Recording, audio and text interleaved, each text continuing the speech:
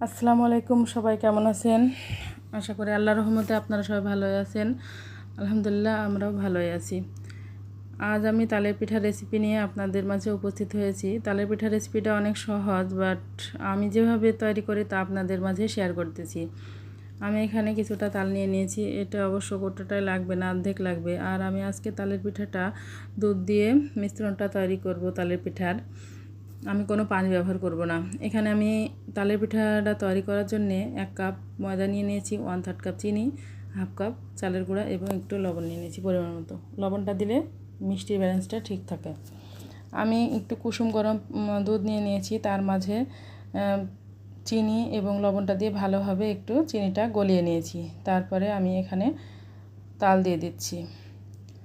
এখানে আমি 4 টেবিল চামচ মতো তাল দিয়ে দিয়েছি। দিয়ে ভালোভাবে আমি হাত দিয়ে মিশ্রণটা রেডি করে নিব। এই মিশ্রণটা একদম বেশি টাইট হবে না, আবার লিকুইডও হবে না, মিডিয়াম টাইপের হবে, যেহেতু আমি হাত দিয়ে পিঠাটা আজকে তৈরি করব। তারপরে আমি এখানে মিশ্রণটা ভালোভাবে মাখিয়ে নিয়ে চালের গুঁড়াটা দিয়ে দিচ্ছি। দিয়ে ভালোভাবে হাত দিয়ে মিশিয়ে নেব। এখানে অবশ্য আর একটু 1/3 কাপ প্রথমে দুধ, কুসুম গরম দুধ দিয়ে দিয়েছিলাম, পরে আবার 1/3 কাপ কুসুম গরম দুধ লাগবে, কারণ অতটুকু তো আর হয় না। তারপরে আমি এই যে ময়দাটা অ্যাড করে দিচ্ছি। তারপরে আবার কুসুম গরম দুধ 1/3 কাপ নিয়ে আমি একটু একটু করে দিয়ে দিব। তারপরে এই যে মিশ্রণটা হাত দিয়ে মিশিয়ে নেব। এখানে ইচ্ছা করলে আপনারা বেকিং পাউডারটা ব্যবহার করতে পারেন, বাট আমার বেকিং পাউডারটা আমি ব্যবহার করিনি।